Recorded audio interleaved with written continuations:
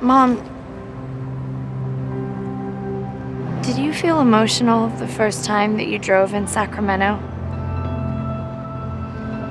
I did, and I wanted to tell you, but we weren't really talking when it happened. All those Bens I've known my whole life, and stores, and the whole thing.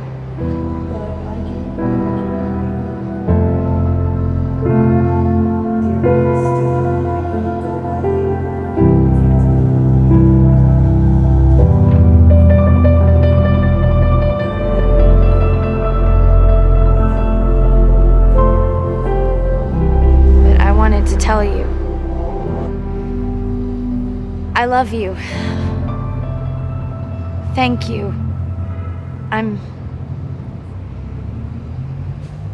Thank you.